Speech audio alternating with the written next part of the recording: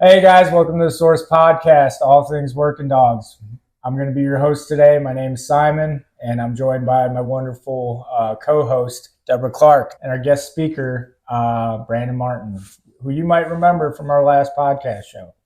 We're going to have a little fun show today, go over some hate comments online, not necessarily hate comments, but just some questions and just weird comments, people comment on our video. So we're going to kind of go over those and discuss them, but I want to start off by seeing how you guys are doing. I just want to check in with you guys. How's your day been, Deborah? It's been a crazy day. Yeah. It's been a crazy day. Yeah. You holding down those kennels? Yes, definitely. And I've been on the podcast before to introduce myself a bit. I am the kennel master or kennel manager. For those of you who may have seen my podcast or not, I am just here to make my irrelevant comments on these, again, hate comments and negative things that people have said online. But my specialty is in the kennel and everything relating to dog health. I'm also a canine handler, full service. Brandon, you got to introduce yourself. Like Simon said, Brandon, I was actually on last week's podcast as a guest speaker. And since then, I've actually now joined the CCU team and I am full-time here. And this is my first week. That's awesome. How bad are you being bullied so far? Hazing is not a thing. As the person who handles the social media, the main comment we get on any detection videos automatically is going to be they train them to false alert. That would most definitely be a question, false alerting for Simon. They don't specify any further what that false alert means. Alerts can have a lot of different ways that dogs can be alerted. So Simon, well, oh my gosh, your dog is out of control. You got something to say on that? Vargas says he doesn't false alert. No, we don't train the dogs to false alert. That goes into legal reasons and is absolutely negligent if we were to do that. We actually go through steps and measures to ensure that the dogs do not false alert or are cued whatsoever by the handlers. The only thing that would stimulate those dogs to actually alert or give a change in behavior is the odor or stimulus of illegal substances. So if you've been following along with some of our short sets or some of the podcasts, you might have heard us talk about change in behavior. Not to go into too much detail over our training process, but when our dogs actually come in contact with that odor, it elicits a response from the dog's central nervous system. The dog actually can't control. So we're not only just looking for the dog to sit down in an area, there needs to be a change of behavior that occurs prior to that for it to be considered a positive alert. So without that change of behavior, a dog simply sitting does not give the handler reasonable cause to search people's vehicle. And any handler that is willing to risk that is risking not only their careers, but is risking possibly getting sued. So no, that's pretty, that's just a dumb comment. That's fair. Okay, so in response to me telling someone we don't train them to false alert, he told me, "I'm happy you believe that. I have a very different opinion about law enforcement. A sheriff deputy killed a man and got away with it. That me off." Oh gosh. Very upset. Yeah. So Yeah, you can't really change people's opinions at that point. Yeah. yeah. I mean, the funny thing about online or being online is, anyone can get a phone or a laptop and internet access, and they can just spew their garbage online. Whatever, I don't know what he's possibly referring to, but I mean, he obviously is willing to disagree. He feels strongly, and he's willing to discredit everything that we do, and that's fine. I mean, the proof is in the pudding. We have successful deployments with our canines. Our canines go out there, they find dope, they get dope off the streets. You can feel about it any way that you feel, but I don't understand how his comment relates to canines. Yeah. It was a video about socialization too. Oh, wonderful. So it Yeah. had nothing to do with drug detection. I hear a lot more stories about successful deployments than I hear about, this type of garbage. But I can safely assure that, we've had dogs that have found murder weapons, dogs that have gotten loads of dope off the street. I think recently we had a dog that got hundreds of pounds of meth from a vehicle. We've had dogs that have found missing children. So, whatever people's opinions are on law enforcement, they're entitled to that. And, you have freedom of speech, but sometimes ignorance is bliss. Right now, with how much scrutiny law enforcement receives and how often they're videotaped, if they really want to get in your car, they can find a reason to get into your car.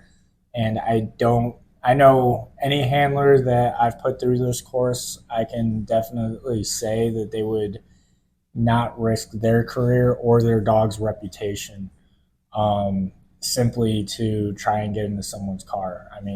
The handlers that we train, they're adamant about getting narcotics off the streets. They're not there to hassle citizens.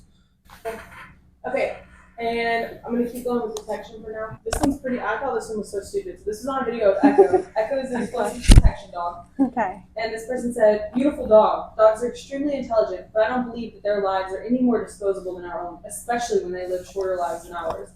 Another comment doing drug detection was, quit forcing animals to do your job. It should be on you, not them. Oh, gosh. Okay.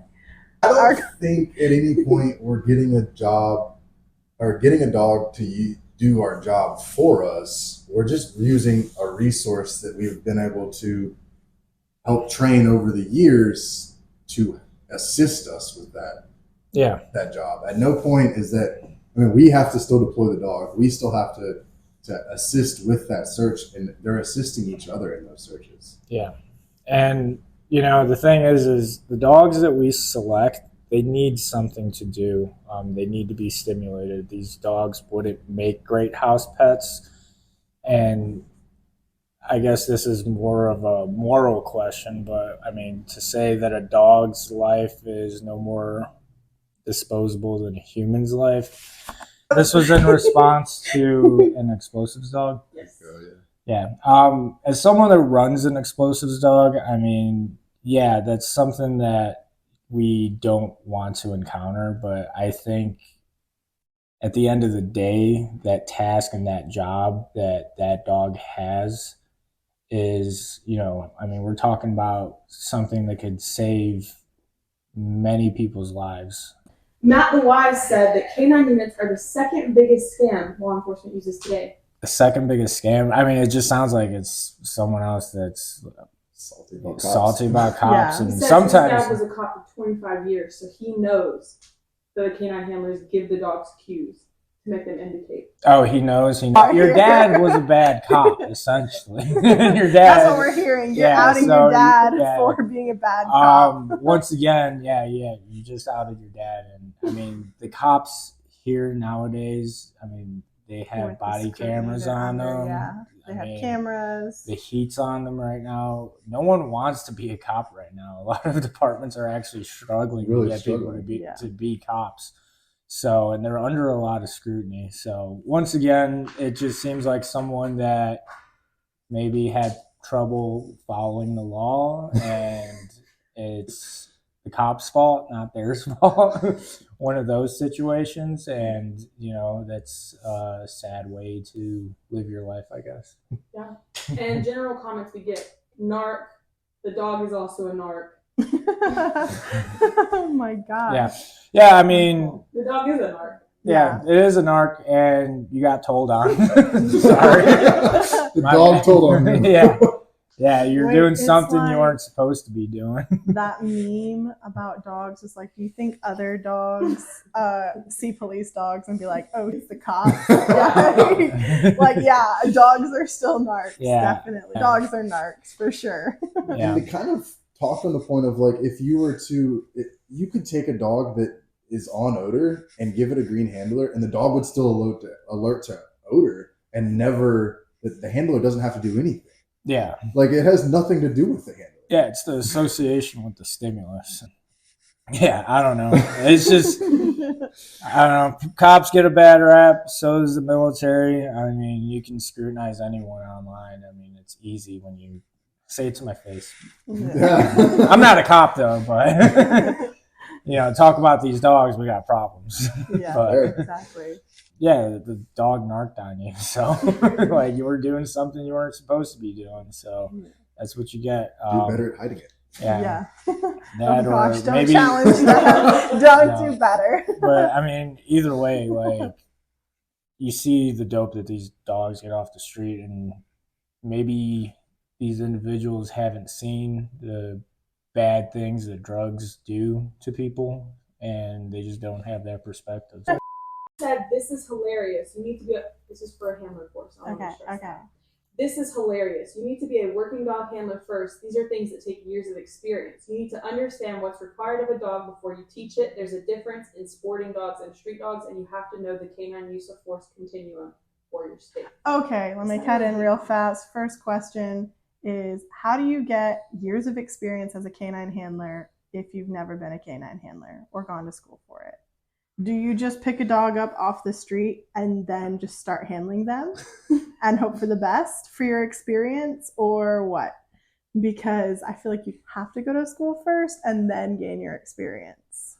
Yeah. I mean, Is that what this guy was talking about? Yeah, that's basically That's what he said. You can't just go to handler school. You have to have years of experience as a And handler then first. someone else in the You don't have to go to boot camp. You can just join Join the the military. military. Yeah, just go to war first. You don't Get need your years of experience at war, and then go to boot camp. Yeah, and then go to combat training. That just seems pretty counterintuitive. I don't know. How do you gain experience as a canine handler if you've never been to school to become a canine handler? Which also points to, like, our courses are really basic. Mm-hmm. They're set up for people who have never handled, like, we've had people who come in and they've never had dogs before. Like, Some not people these come guys, in- but some people are like, I've never had a dog before. I don't know anything that they need. I'm like, oh gosh, how have you never had a dog growing up? Like, We have people that come in that are scared of dogs. I was just Yeah, about to say, exactly. we've had law enforcement officers come in to handle dogs and are afraid of dogs. yeah, exactly. That's true. Exactly. Okay. These are all under gunfire neutrality training. So in the video, Josh has headphones on. Okay. Echo does not. Okay. Everyone's shocked the dog doesn't have headphones on. Okay. Okay. If it hurts your ears, can you think about how badly it must hurt his, considering his ears are many, M-I-N-I, by the way, not M-A-N-Y.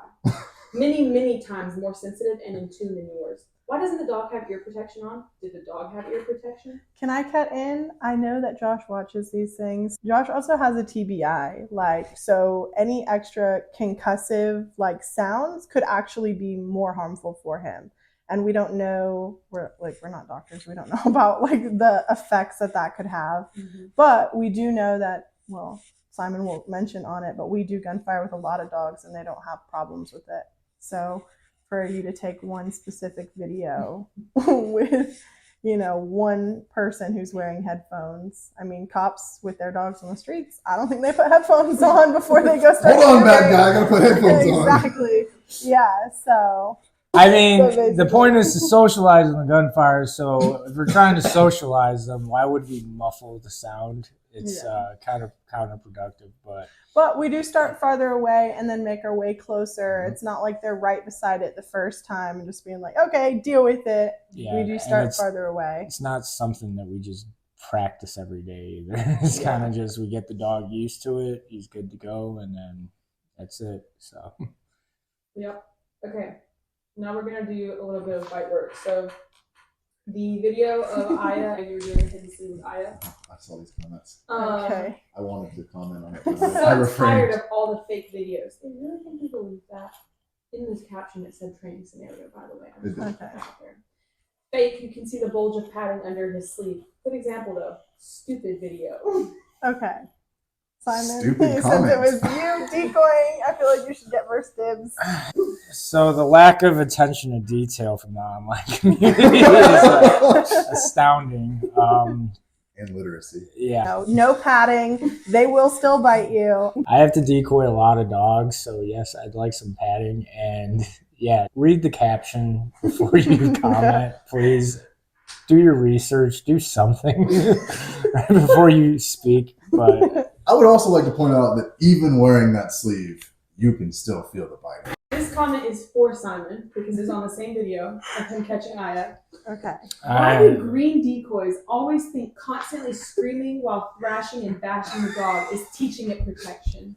Yeah, you green decoy. Yeah. that's fine. I'm a green decoy. I mean, Yeah, I he is actually in green, remember that so. training scenario, and what was actually happening was the dog was slipping on the bite, so I was trying to encourage the dog to hang on to the bite. You see a video, but you don't understand what the intent of the training was. But yeah, you can still call me a green decoy. That's fine. I don't care. But you're not a green decoy. You could call me one. I don't care. You can call me, I'm a white decoy. I'm a red decoy. I'm a blue decoy. It doesn't really matter. You know, I implemented my training plan and it was successful. So say what you want.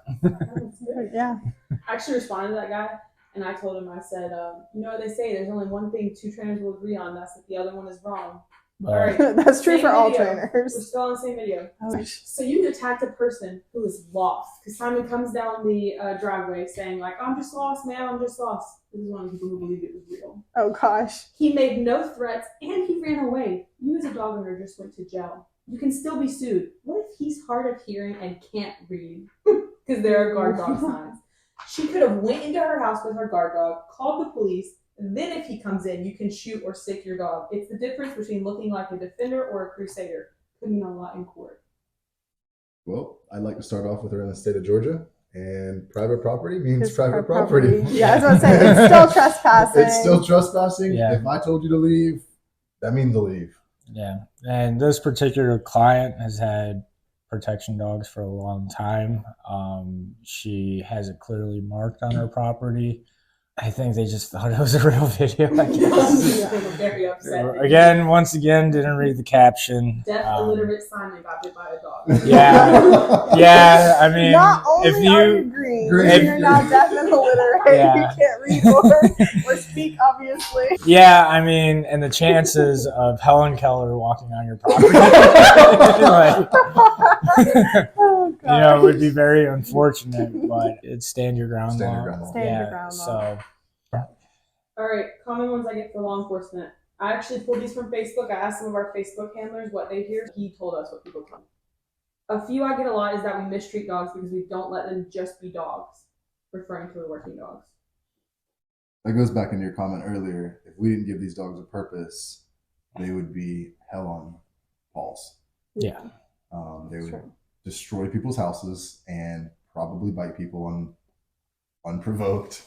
And I mean, you could make them a house pet, I guess, if you wanted to. I mean, it just wouldn't be your ideal house pet. You talk about like something that's just a dog that's pretty destructive, and these dogs are very smart, so they can learn things on their own. And either way, you know, creating a dog, there's a lot of opinions on creating dogs. But as far as working dogs go, it's important to, especially during the early staging or early training processes, to keep your dogs crated. You kind of want to have that distinction with them. And, you know, some people think it's a bit inhumane, but from my experience, you know, anyone that has said they have a working dog and that they do not crate their working dog, Yeah. doesn't have a very good working dog. Well, But- I mean, the comments I have for that is, this is kind of my area. The kennel, dogs live in there like 85% of the time unless they come out for training. I don't see how that's any different than, you know, leaving them in a crate at home. That's not that different. You're still going to come let them out at a specific time each day routinely. But leading into, we've even seen the problems, and again, not naming any names, but we've seen the problems with students here in course trying to do that when they're staying in hotels and in the rental house and things like that. And the dogs come in the next day and look like absolute, like dog crap. And so you're like, did this dog sleep on the bed last night? Were you just giving them a toy? Because they could care less if they get the toy right now because they get this reward at home all the time. Yeah, and I mean, the crate's kind of just like their area to relax, where they can actually just kind of decompress. So it's, Also, like if they're afraid too, it's a safe space. yeah, it's a safe space, and it helps with, at least, even on the training side, as far as management of your dog, um, being able to have a place to put them. And I mean, it's for their safety sometimes too, because if I got a dog that chews up stuff, eats up floorboards, and he can't manage being in the household on his own, like unsupervised, that's something that I have to find a way to manage. Otherwise, I mean, would it be more humane to let him get an intestinal blockage and unfortunately die? Yeah. And we also see dogs, working dogs that people are trying to have as pets, come in, and the dog is wild and rambunctious because they don't have a purpose. Yeah. And I mean, on that note too, it's, definitely during the early stages of development, you definitely want to have good crating practices and ensure that your dog associates the crate with something positive, and has a positive association with it. But, over time, even with working dogs, as they get older, you can kind of start to give them a little bit of leeway, but that's after all the foundation's been put into place. So you won't have that lapse in any of that training. And I don't hear people complaining about, putting dogs in crates when they're trying to potty train and your dog's crapping all over the house from 2 months old when you get them at, that 8-week mark up to the 6-month mark. And that relates to working dogs and pets. So yeah, and I kind of had this with when I first got my working dog Vargas. It's a conversation I had to have with my wife, and I had to explain it to her, and she didn't. It took a while for her to understand until I was at the point where I'm like, all right, I'll just let the dog loose around the house, and he's freaking jumping over everything, and like, is that what you want? But I pull him out and I could run explosives highs right now, and I know he's going to hit on him because that's all he wants to do. Mm-hmm. So he just wants to work. That's it. Okay, this person says, I bet my dog would protect me at home, or I bet my dog can do that. In reference to my video. Yeah. Come get your dog eval'd and we'll prove you wrong. Yeah. Now, I always hear that, or like German Shepherds. Every German Shepherd owner says that their dog. I'm a German Shepherd owner too. I'm a German Shepherd owner, or used to be a German Shepherd owner. But everyone with a German Shepherd is like, yeah, my dog could be a police dog. It's true. And yeah, I mean, I guess that's just people just make the association that it's a breed thing, which obviously we know that doesn't happen to be the case. Yeah. There's certain standards for it. And as far as dogs protecting their owners, I think there's actually a video online where they actually tested that theory out. Yeah, I think there really was. There was some guy who was like, we'll come fake break in or whatever and do that. And they have like a compilation of dogs like running away and barking in fear. I think there was only one, and it was like a Great Dane that actually bit for the owner. Yeah. And it was like it bit, but it bit out of fear and then it backed off. Yeah. Because your dog may like try to do something, but as soon as that intruder or whoever's attacking you puts pressure on that dog, that dog's like, oh, you're on your own on this one. Like, we might. So a funny story was like, we had this dog that we had to go pick up, and the person who went to go pick them up was obviously new to the dog. They'd never met them before. So in that instance, you always want to be like really careful coming into the home setting. And they said that when they went to pick up the dog got so afraid that it on the floor instead of protecting the home. This person said they want their dog to do what they say without a correction. Bring him to CCU. We'll help you out. I guess that would be, treat rewarding and stuff like that. I can answer this comment from having an aggressive dog myself, but it is also a working dog. It's not a pet. Like, I have a working dog, and if I start trying to correct verbally without a physical correction, he's just going to stand off with me and growl at me. And then, although I have been bitten by him now recently, first time in 4 or 5 years that I've had him, he would definitely try and pick a fight at that. And then if I don't have a leash or a collar on him in order to give a physical correction if I need one, or at least grab positive control to protect myself, I'm going to get bit for sure in that situation. But I mean, I think everyone here kind of knows this. We don't deal with super, super young dogs on a regular basis. Our kennel's like 10 months and our training is like 10 months up, unless it's for like a specific client where we've evaluated the situation. But with that being said, I definitely don't think you need to be over here jerking around and correcting puppies, but we try and use more like treats and positive reinforcement, verbal rewards than, you know, the harsher corrections you might give an adult dog. Okay, this one I found, same video of Aya and Simon. Oh gosh. Why do you send him on a leash so he can get tangled in it or get it wrapped around his throat? Why do you care? I think in that instance, it just gives the handler an opportunity to gain control of that dog when the handler gets to that decoy. Yeah, I mean, I think I was wearing a hidden sleeve on that one, so just helping with the handler having positive control. I've seen that comment a lot, especially on some of our recall videos, and where the dog has the long line, and you know, obviously we as trainers we set up the training environment, so we try to prevent those hazards as much as possible. Not to say that accidents don't happen, but I mean, so far we haven't really had any accidents like that occur.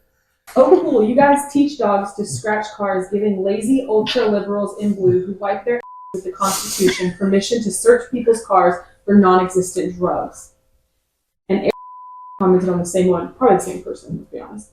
This is a joke, and I can't wait for the day that our society finally decides to get rid of this ARC style of bullshit that people like you are allowed to impose on people in this country. There's no punctuation in this, by the way. Okay. Canines are the absolute worst tool that a police officer uses as leverage in a case against somebody. It's happening time and time again, and every day more and more the legality and the questionable practices used by canines in the field of police work is unraveling, and it makes me happy. Did he call the cops liberals?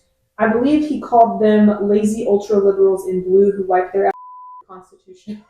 Oh my gracious. I don't even know what to say to that. That's a lot. That's a lot. Yeah, I mean, Going back to everyone's going to have their own opinions. if you don't want to get in trouble, don't do anything wrong. Yeah. This person wants to know why no one uses pit bulls. Problems with pit bulls is they're overly bred. They do tend to have a pretty high prey drive. There's a lot of bans on pit bulls too in certain counties. I mean, this isn't pit bull, but like the whole bully thing overseas where they were banning them and making people put their dogs down. The breed has already got so much stigma behind it in like attacking children, mauling people. We're barely like hanging that. on to our pointy ears. Right. This person said, easy way to get that dog off, choking him out. Have you ever seen the videos of people who don't know what to do in like a choking a dog off situation? And they're like, oh, let go. And they're like trying to shake the dog, or they're just yelling at it to let go, thinking it's going to let go. And like, it's just getting worse and worse. You're going to have to, really use some muscles to get off in certain situations. Oh, this person says music. Fair enough. Taste in music. Okay, well, I've used TikTok copyright free. makes us,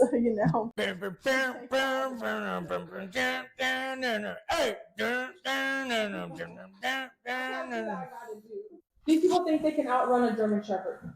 Coming after them for a bite. Okay, perfect. I want to respond to this comment.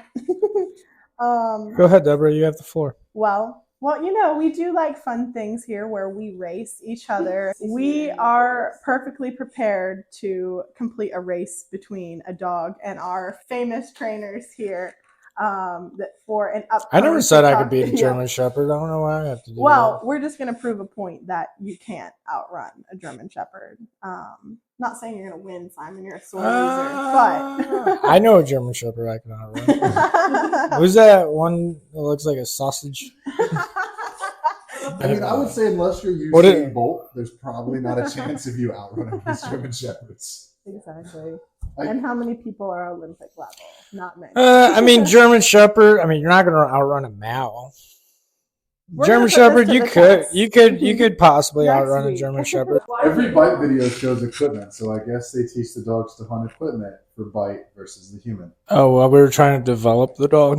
Yeah, well, we're trying to teach the dog how to bite anything at that point. Yeah. We get a lot of comments about the dog's emotions. Do dogs have emotions? Do dogs have emotions? I think dogs definitely do have some type of emotions, but not the same types as humans. Where we're like, oh, that was so harsh on them, the dog's already over it. If we're talking about a correction or, accidentally like losing your cool and maybe using like a yell at the dog instead of a normal tone of voice, I definitely don't think dogs are like holding grudges against us for that. I mean, do dogs have emotions? Yeah. I mean, they're not kind of, like you said, they're not similar to ours. Can they get anxious? Yeah.